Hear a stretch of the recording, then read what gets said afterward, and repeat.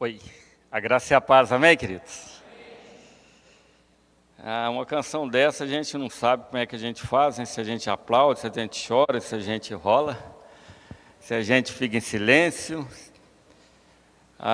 Obrigado, banda, obrigado, equipe aí, a galera também que tocou instrumentos aí, show de bola, foi tudo muito lindo. Eu não sei quantos puderam prestar atenção na letra de cada cântico, de cada música que foi cantada aqui nessa noite. Mas a ideia é a gente, nesse último domingo, talvez refletir, como o pastor Marcelo disse, qual tem sido a nossa prioridade e tomar algumas resoluções. O que valeu a pena em 2024 e o que a gente espera em 2025? Quais são as nossas expectativas e quem aqui tem uma disposição de ser surpreendido? Talvez você tenha sido surpreendido em 2024, talvez com notícia muito boa, com notícia muito ruim. De vez em quando a gente é surpreendido, e eu queria compartilhar com os irmãos um texto que me chama muita atenção, porque é um Deus que surpreende a gente. E o desafio da minha vida é talvez cantar uma canção como essa, que além de uma linda letra e melodia, é desafiadora, quando diz assim, não tem nada melhor. De todos os castelos, de tudo que eu experimentei, o melhor é Jesus. Amém? Queria te convidar a abrir sua Bíblia e ler comigo o livro de Marcos, capítulo 4, a partir do verso 35, é um texto muito conhecido.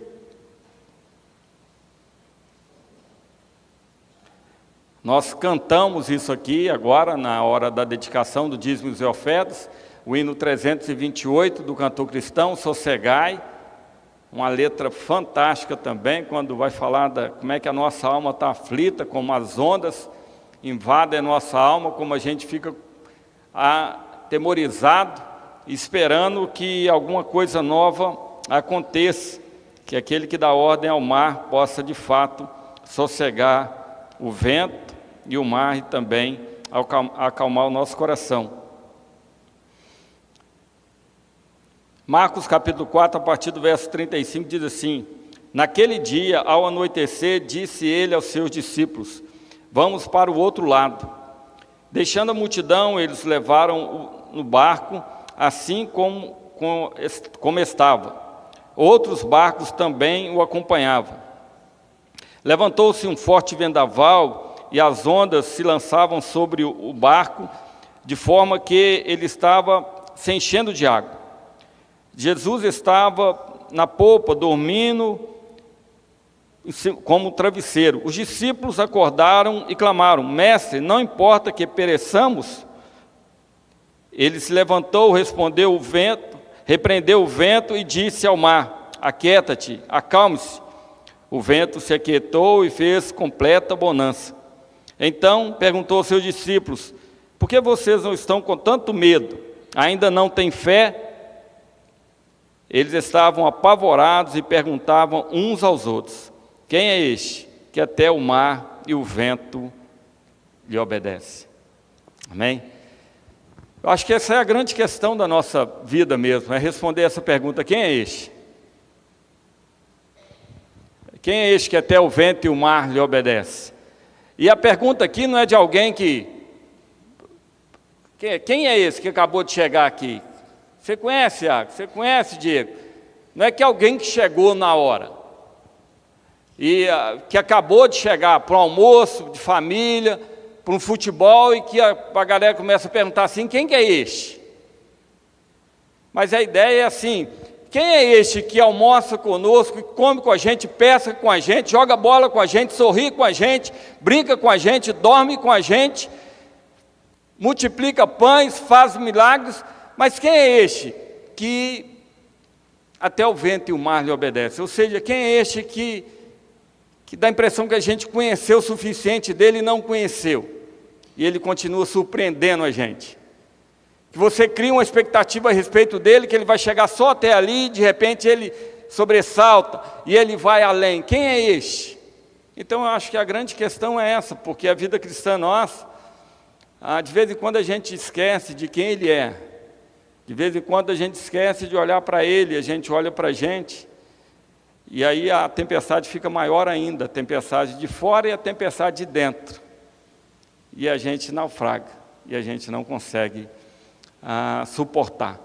E esse texto é muito interessante, porque o texto começa com uma pergunta assim: eles vão e acordam Jesus, e eu fico pensando assim, que eles demoraram a acordar Jesus, porque Jesus estava num sono pesado, e tipo, quem vai acordar? Nós somos pescadores, a gente está acostumado. Segundo alguns estudiosos, de vez em quando acontecia esse tipo de tempestade lá. Então, provavelmente, alguns discípulos já estavam acostumados. Só que chegou um ponto que eles falaram, não dá conta mais, então tem que acordar. Quem vai acordar? E alguém vai lá, o mais atrevidinho do grupo, vai lá e acorda Jesus. E pergunta para Jesus assim: o Senhor se importa conosco? Uma pergunta muito sincera, muito profunda, que de vez em quando a gente faz. Sabe quando está tudo bem, de repente você olha e desmorona tudo, e quando você vai fazer uma consulta esperando um determinado diagnóstico, um resultado, e o exame vem dizendo que está tudo alterado, e que você está com uma doença X, de repente você programa um final de ano e você planeja uma economia e fala, agora vai dar para fazer aquela viagem, e você sofre um acidente ou bate o carro, e aquela economia foi para o espaço, como aconteceu comigo, não sei quantos se identificam com isso. Quando você planeja algumas coisas e de repente não sai do jeito que você planejou. Alguns mineiros que estão aqui tinham planejado vir de ônibus, quando olharam, não tinha confirmado a passagem, tiveram que vir de carro, gastaram um tempo, estão ali sobrevivendo, estou vendo aí, valeu Tibra. Pensa, você faz planos e projetos e de repente acontece o pior. De repente você planeja e acha que agora uma gravidez vai evoluir, não evolui. De repente você tem que sepultar o seu pai ainda jovem. De repente você tem que sepultar o seu filho, algum ente querido. Não são nessas horas que o nosso coração está dolorido, sangrando, e a gente de repente vira para Deus e pergunta, diante de todo esse tumulto, essa tempestade toda, de tudo que está acontecendo, o Senhor se importa? O Senhor está vendo tudo isso? Ou o Senhor vai deixar que a gente morra? Vai deixar que essa tristeza tome conta do nosso coração? E agora como é que eu vou viver? Deu tudo errado. Eu perdi o emprego. Meu casamento acabou. Meu filho foi embora. Meu filho está viciado. O Senhor se importa com isso? Eu penso, em primeiro lugar, que a gente deveria desenvolver um grau de intimidade tão grande com esse Jesus, a ponto de ter coragem e intimidade para chegar perto dele, acordar e falar assim, o Senhor está interessado na minha causa, o Senhor está preocupado com o que está no meu coração? O Senhor se importa com isso? E Jesus não repreende, não condena nenhum deles por essa pergunta, porque é uma pergunta legítima, genuína de todos nós. Porque de vez em quando as coisas fogem ao nosso domínio, ao nosso controle, e a gente está em obediência. Foi o próprio Jesus que mandou ir para o outro lado. E a gente, quando está obedecendo a palavra, quando está obedecendo a Cristo, a gente acha que a gente vai ser imune às intempéries da vida, às adversidades, às doenças, os males todos. E de repente é em obediência que a gente passa por todas essas coisas. Por todas essas dificuldades, essas atribulações. Então, os discípulos perguntam, o Senhor se importa com a gente? Não é essa pergunta que a gente faz de vez em quando? Não sei se você faz, de vez em quando eu falo, Deus, o Senhor está vendo aqui tudo que está acontecendo? O Senhor se importa se eu vou conseguir ou não um namorado, uma namorada, se eu for casar, se eu vou ficar morando aqui ou não? O Senhor se importa com isso? Essa semana eu eu vi uma cena tão legal, tão singela, tão simples, mas eu achei tão legal. A igreja aqui, ela recebe, esse ano foi praticamente 500 cartinhas. E os irmãos, então, atendem aquelas cartinhas. E a irmã Sônia, assistente social, então ela postou no grupo dos ministros um videozinho onde é entregue os presentes. E num desses vídeos, está entregando uma bicicleta, cara. Eu estou pensando até em escrever umas cartinhas no próximo ano. Eu estou precisando de algumas coisas. Aí, na hora que aí começa a filmar, aquela coisa de cinema, né? Aí chama o menino. E quando abre a porta, você lembra a cartinha que você escreveu? Eu lembro. Você lembra que você pediu? Aí abre a porta. Quando o menino vê a bicicleta, a alegria do coração dele. E eles estão fazendo pergunta para ele não consegue responder, ele só pega a bicicleta e quer andar, e começa a andar. Mas eu lembro daquele cuidador daquela casa, ele fala assim, você lembra que você orou sobre a cartinha? E o menino, sim. Então você acredita que Deus ouve então a oração? É o menino, sim. E eu estava preparando essa mensagem, e eu fiquei lembrando assim, se aqui perguntasse para aquele menino assim, será que Deus se importa? Aquele menino ia falar sim. Ele se importa com uma cartinha de uma criança, ele se importa com uma oração silenciosa, ele se importa com uma oração sem voz, de alguém que só ora com a alma e com lágrimas nos olhos. Ele se importa quando ninguém ouve o nosso grito. Ele se importa com os nossos sonhos. Aliás, Ele tem planos e projetos para cada um de nós. Deus se importa, Jesus se importa com a gente. Essa é a verdade. Nós lemos um texto aqui de Isaías 9:6, que eu até brinquei com o Iago, falei, Iago, vamos ler, mas a galera só lê esse texto normalmente, no Natal. Que o seu nome será, né? Maravilhoso Conselheiro, Deus forte, Pai da eternidade e Príncipe da paz. O Natal é tão importante, foi semana passada. Mas quer saber se Deus se importa? Deixa eu fazer uma pergunta para você. Se você pudesse escolher em qual país você nasceria, qual você escolheria? Brasil? Opa! Essa semana eu assisti um documentário sobre a Finlândia. Segundo a ONU, é o país com o maior índice de felicidade do mundo. Qual país você escolheria? Se você pudesse escolher uma família, qual família você escolheria? Lá do Bill Gates, ser mais um dos filhos do Neymar, qual família que você escolheria? Qual família? Pensa, talvez você escolheria a sua família mesmo, porque ela é sensacional. Jesus teve a oportunidade de escolher o lugar onde nascer. Ele poderia ter nascido num palácio, ele poderia ter nascido na melhor cidade da época. Ele nasceu num canto, num lugar rejeitado, simples. Nasceu entre os animais. Você quer saber se ele se importa? Dá uma olhada para a manjedoura. Quantos reis nascem em manjedouras? Quantos reis são alimentados, cuidados por adolescentes? Quantos reis não têm onde ficar? Quer saber se ele se importa? Olha como é que foi a infância dele, a escolha que ele fez, o tempo que ele passou com a gente. Desde antigamente, desde Gênesis, está profetizando que ele viria e esmagaria a cabeça da serpente. Estava falando sobre a morte dele no livro de Daniel. Ele poderia ter nascido na quinta-feira, já nascido adulto, morrido na sexta, ressuscitado no domingo. Quer saber se Deus se importa? Ele nasceu, viveu como um de nós, para nos relacionar, para se relacionar com a gente. Ele abriu mão da glória para ser um de nós. Tanta gente quer ser conhecido ou reconhecido, quer se tornar grande, para poder ter mais amigos, ser mais influente, se relacionar com mais pessoas.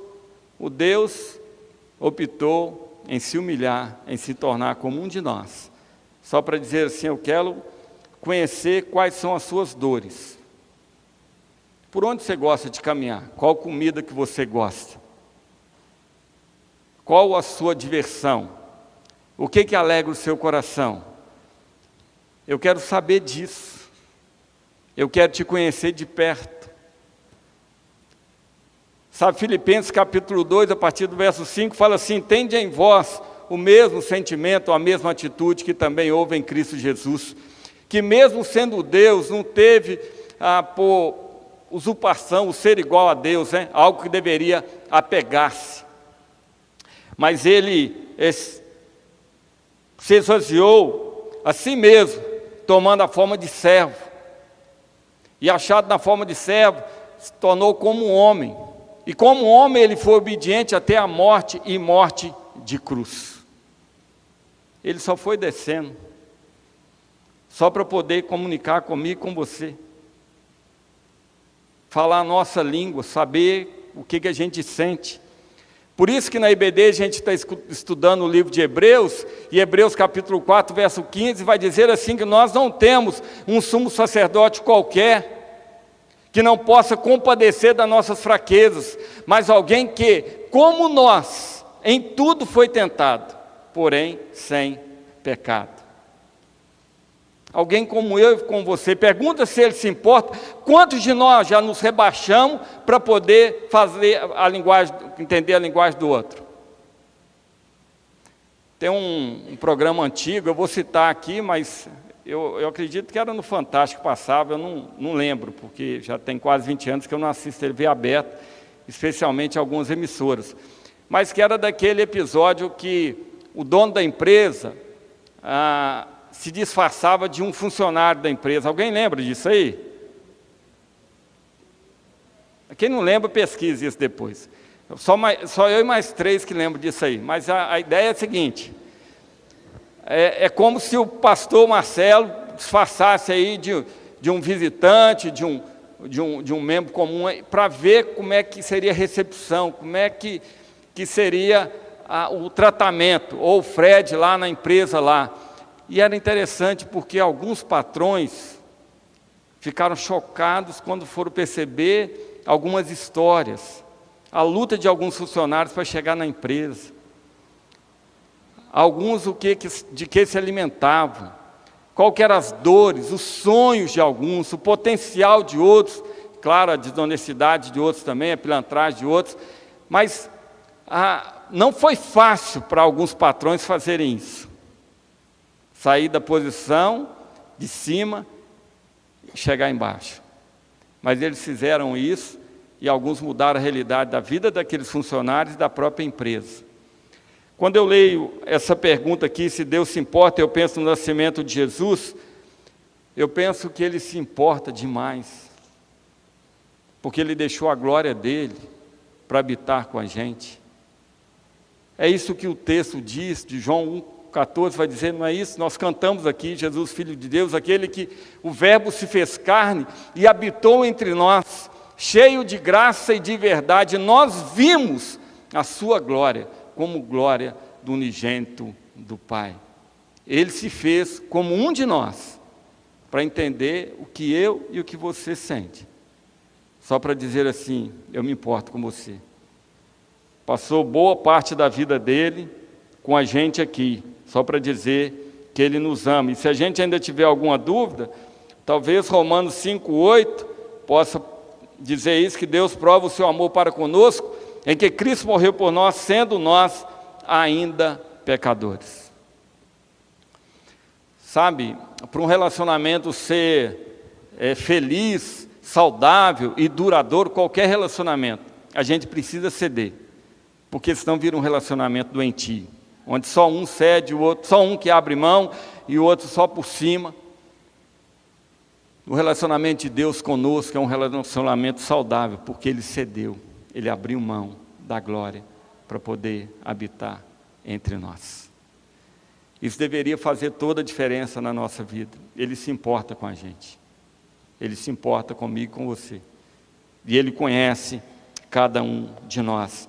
E o texto continua dizendo que que Jesus repreende o vento e o mar e faz uma pergunta para eles assim: mas ainda vocês não têm fé? Jesus se importa com cada um de nós, mas a gente crê nisso? A gente confia nele o suficiente? Em Lucas, o próprio Jesus vai dizer que Deus vai fazer justiça no tempo determinado, mas ele faz uma pergunta: quando o Filho do Homem vier, encontrará fé sobre a terra? Vai encontrar fé? Porque a fé é fundamental nessa relação nossa com Deus. Hebreus, que a gente estudou, 11:6 vai dizer assim: sem fé é impossível agradar a Deus. Não é que é difícil, que é mais ou menos, o texto diz assim: é impossível agradar a Deus. Porque é necessário que aqueles que creem nele, que se aproximam dele, creiam que ele é recompensador daqueles que o buscam.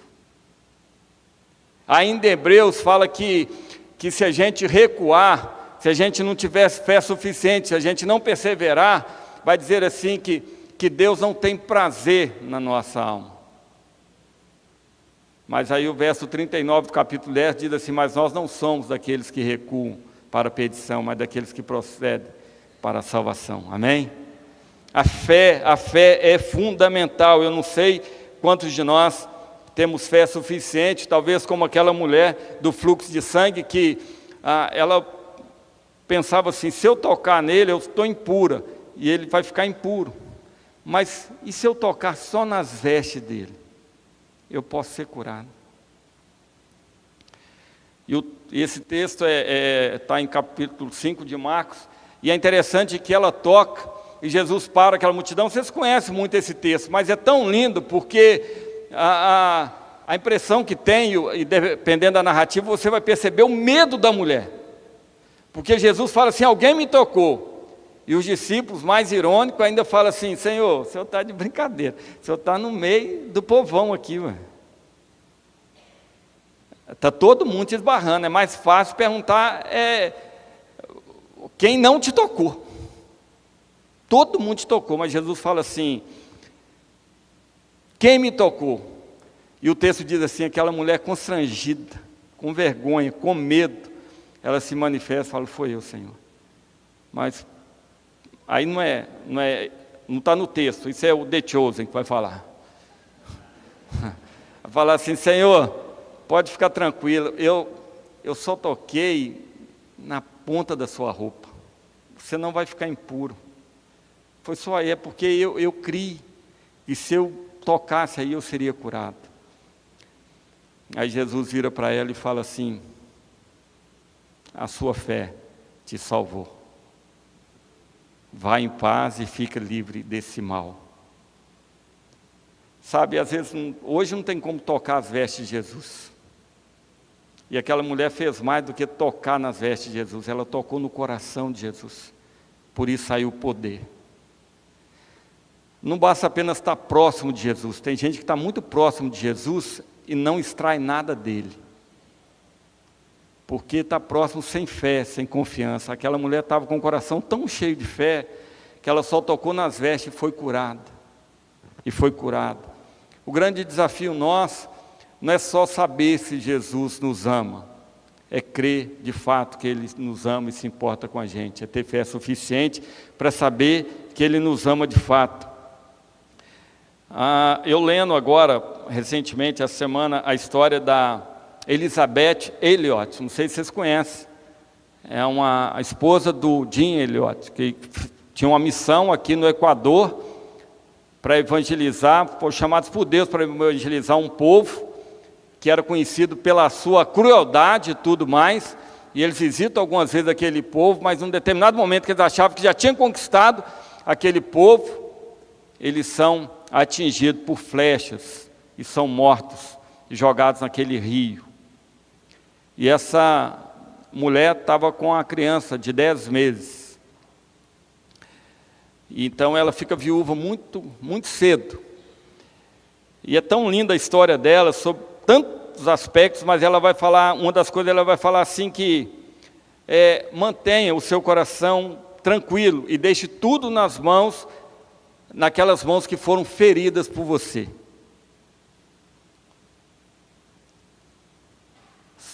Dietrich Bonhoeffer vai dizer assim: só quem sofreu pode entender quem sofreu. A gente pode acreditar, pode confiar nesse Deus, porque é um Deus que sofreu por nós, que se importa com a gente. O Sérgio Pimenta escreve uma canção dizendo assim: só quem sofreu pode avaliar quem sofreu, pode se identificar, pode ter o mesmo sentir. O Cristo se encarnou sofrendo com o homem a dor, sabendo que é padecer na mente e no corpo. Ele morreu e a própria morte venceu, mostrando que é capaz de atender a todo o homem. Ele sofreu, ele sabe que é padecer na mente e no corpo. Entrega todas essas coisas na mão desse Deus. Ela ainda vai dizer assim: quanto mais velha eu fico, mais totalmente convencida eu estou de que Deus sabe o que está fazendo. E Ele só nos convida a confiar nele. Leia a história dela. Anotei tantas citações aqui. A outra que ela cita é assim: a fé não elimina os receios, as perguntas, mas a fé não mostra onde depositá-los. A fé é totalmente fundamental nessa relação nossa com Deus. A gente precisa saber onde a gente crê, em quem a gente crê. Paulo, que a gente admira tanto, que passou por várias tempestades. Aliás, Paulo não teve nenhuma tempestade, que eu lembre aqui, pode ser, alguém me corrige depois, que ele orou e acalmou a tempestade. Ele narra que ele naufragou 3 vezes. Pensa, se você viajaria de navio com Paulo. Nem, de jeito nenhum, o cara era pé frio, ruim. E chegou a perder quase tudo. Mas Paulo não perdeu a fé nem a esperança em nenhum momento. Ele perdia as coisas, mas nunca se perdia. Hoje a gente se perde antes de perder as coisas. Paulo afirma assim: eu sei, eu experimentei, eu sei em quem eu tenho crido. E estou certo que Ele é poderoso para guardar o meu tesouro até o dia final. Amém? Faz toda a diferença você crer nesse Deus.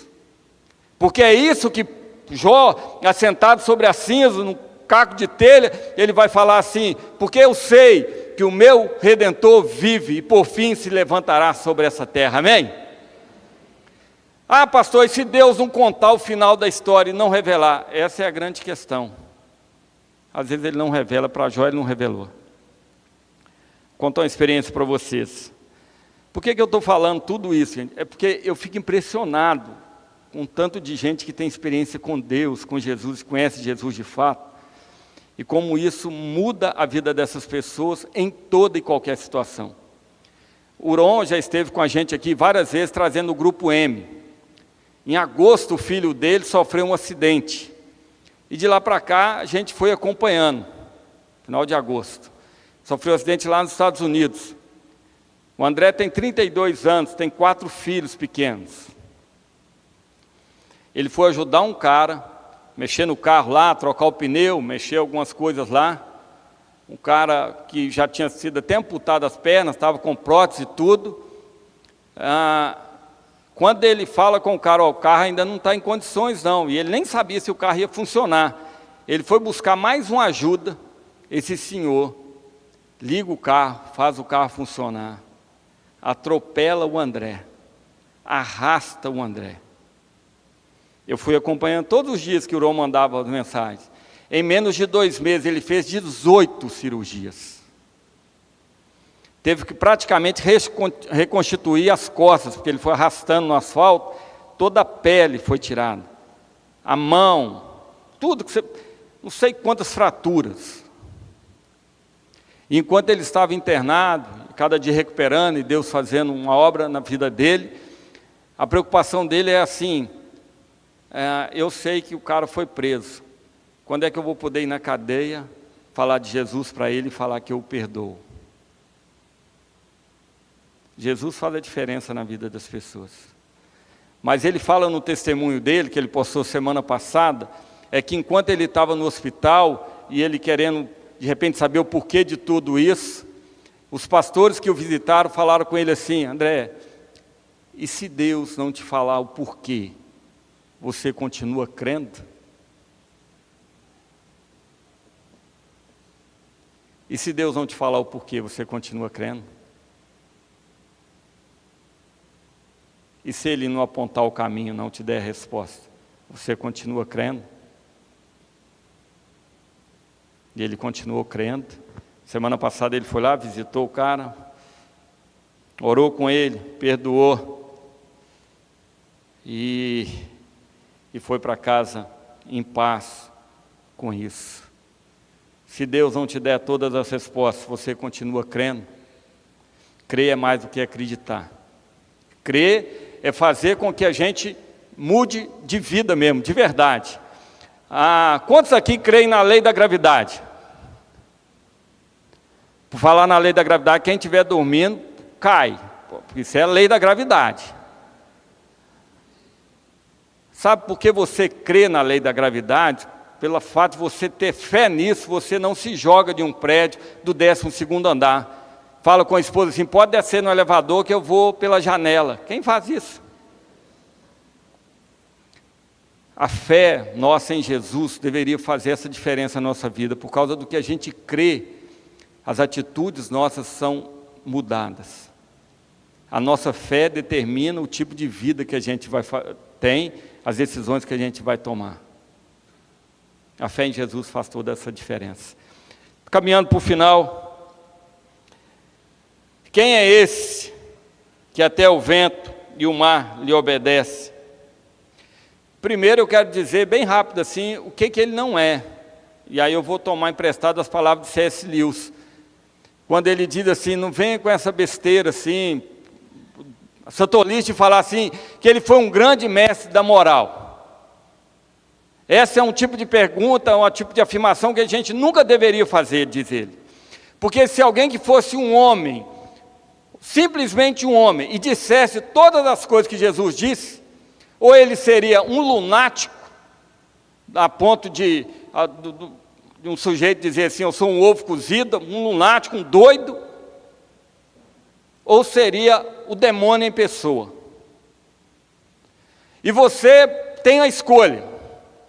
Você pode tentar silenciá-lo pelo fato de ele ser um louco, ou cuspir nele, ou matá-lo como se ele fosse um demônio. Ou você pode se prostrar diante dele e dizer que ele é Deus e Senhor. Mas dizer que ele foi apenas um grande mestre da moral, ele nunca deixou essa opção e nem pretendeu deixá-la. Então, às vezes, a gente cria um Jesus amiguinho, que libera geral, que pode tudo, e pode ser esse Jesus que a gente criou. A gente vai com ele para o inferno. Porque o Jesus da Bíblia, ele é Deus. Ele é Senhor. Nenhum homem comum fala assim, fica quieto mar, acalma vento, para de chover agora, levanta e anda, seus pecados são perdoados, tem que ser mais do que isso, tem que ser Deus, e Ele é Deus. Amém? A gente vai encerrar com isso daqui a pouco, mas tem uma outra parte que eu acho linda, e essa parte eu queria a atenção dos irmãos, porque hoje de manhã a gente teve um teatro tão legal aqui, tão humano, tão sensível. E quando eu lembro desse texto, eu vejo um Jesus que está dormindo. Está no travesseiro, está dormindo. Ele está cansado. Ele é homem como a gente. Você conhece gente assim, que dorme no meio da tempestade? Gente que tem um sono tão pesado que você tem que conferir a pulsação para ver se está vivo? Alguns você não precisa nem conferir a pulsação, né? Pelo ronco do motor você fala, não, está vivo. Você só não sabe se vai continuar vivo, mas você fala, não, está vivo. Jesus está dormindo. Uma parte da canção do Estênio Márcio diz assim, entra mestre, descansa um pouco, estás cansado, sedento e rouco.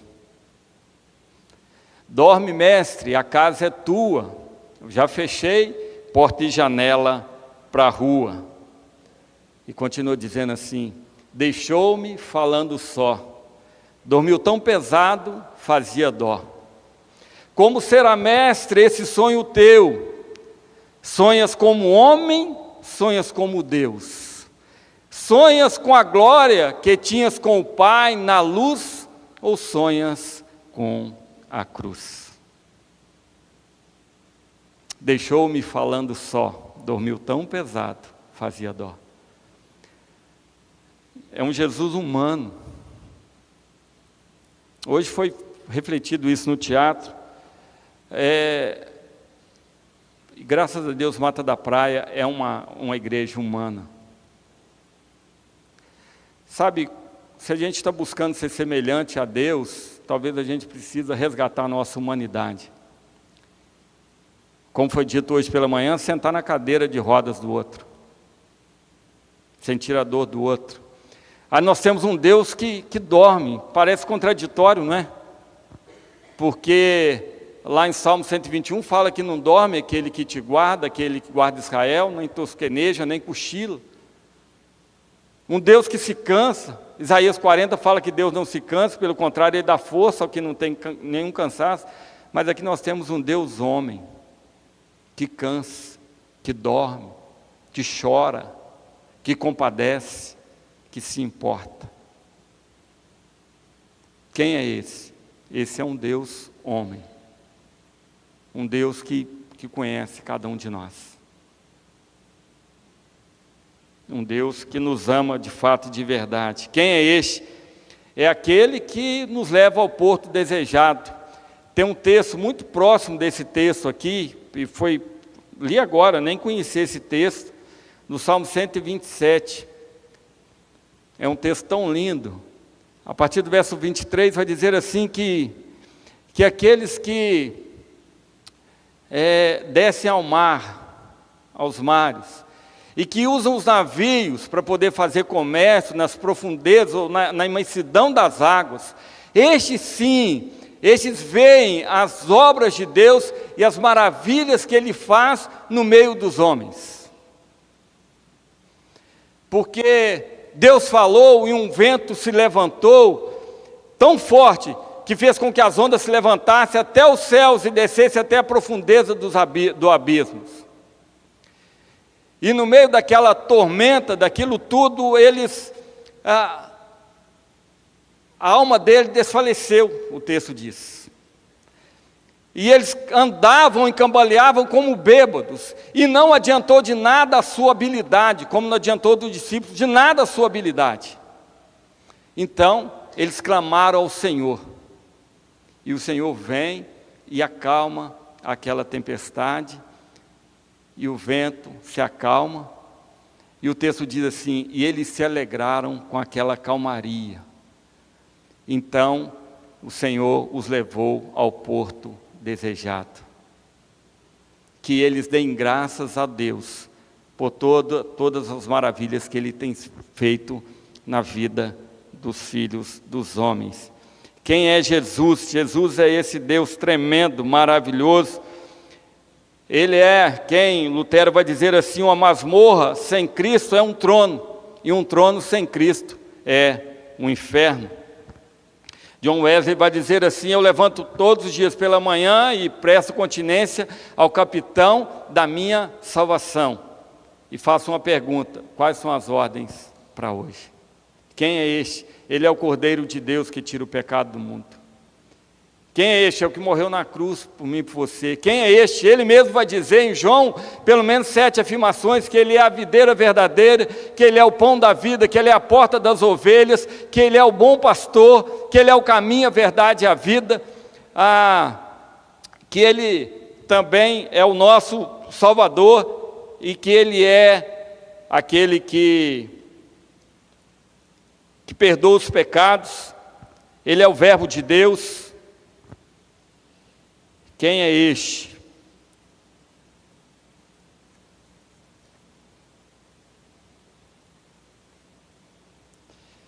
Nós cantamos aqui, a segunda canção dizia assim, Ele é o Verbo vivo, que viveu entre nós, Filho do homem, Filho de Deus, curando os enfermos, livrando os cativos, era chegado o reino de Deus. Foi humilhado, crucificado, tão rejeitado pelos seus, ressuscitado, glorificado, o inferno e a morte venceu.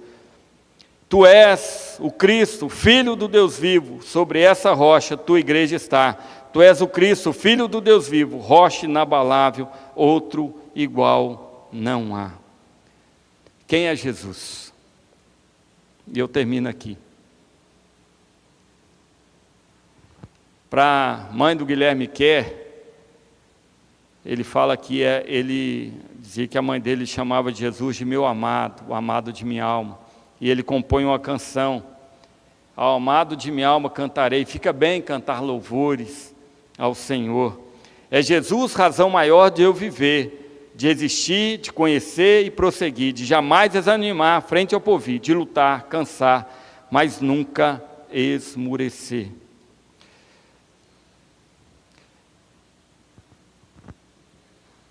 Quem é Jesus? Quem é este que até o vento e o mar lhe obedece? Ele se importa? Sim. Você crê o suficiente? Espero que sim. Quem é este? Este é aquele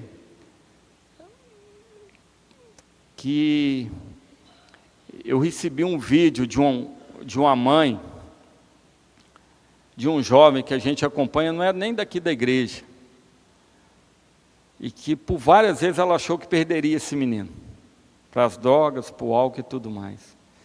E de repente ela manda para mim, semana passada, um videozinho com ele tocando uma canção de adoração. E ela fala assim: olha aí, pastor, o que Jesus pode fazer? Sabe, o desejo do meu coração, pode vir aqui, Érica, para a gente, nós vamos adorar o Senhor com uma canção, que é exatamente essa passagem. O desejo do meu coração é que você não duvide de quem é Jesus. Porque saber sobre Jesus é mais do que ler sobre Ele. Por exemplo, eu posso ler tudo sobre Neymar e conhecer tudo sobre Neymar. Isso não significa que na hora que eu bater na porta da casa dele, ele vai abrir para mim. Provavelmente, algum funcionário dele vai falar assim: quem é você? E eu vou falar: sou pastor lá de Mata da Praia. E falar: e daí? Tipo, nem te conheço. É mesmo que nada. Conhecer não é só saber sobre, conhecer e relacionar. Então, quando eu pergunto quem é Jesus, eu não estou perguntando se você sabe onde ele nasceu, quando ele morreu, quais foram os nomes dele, se príncipe da paz, conselheiro, Deus forte, se ele é o alfa e o ômega. Eu estou perguntando o seguinte: você se relaciona com ele? É isso que eu estou perguntando. É isso que a Bíblia está perguntando. Você o conhece e é conhecido dele? Você confia nele e acredita nele tanto, a ponto do tanto que você acredita na lei da gravidade? É sobre ele que você pesquisa? O seu tempo maior é sobre ele? Abrindo meu coração para vocês. Vem aquele relatóriozinho, né? Não sei nem por que eu fui ler aquilo, só para pesar minha consciência, de quanto você utiliza o celular. Aí, graças a Deus, Instagram, 0. WhatsApp, X. Mas aí veio um aplicativo lá de palavra cruzada. Eu falei: Senhor da glória, tem que estar errado. Eu falei: então meu dia tem 27 horas, como é que eu posso gastar tanto tempo com palavra cruzada? Daria para eu ler a Bíblia 5 vezes no ano? Não é que eu gastei? Eu fiquei com vergonha. Ainda que seja divertido, seja legal, mas como a canção que a Bia cantou, minha vida deveria resumir em uma só palavra: Jesus. Porque essa seria a canção que Simeão teria cantado o dia que ele pegou Jesus nos braços. Capítulo 2 de Lucas, ele vai dizer: Senhor, pode cumprir a promessa lá que o Senhor me deu, que eu viveria até ver a salvação, a consolação de Israel. Agora os meus olhos veem a salvação, pode despedir em paz o teu servo. 1 minuto com o Salvador foi suficiente para ele falar assim: eu já vivi tudo que eu tinha que viver. Valeu a pena, valeu a pena.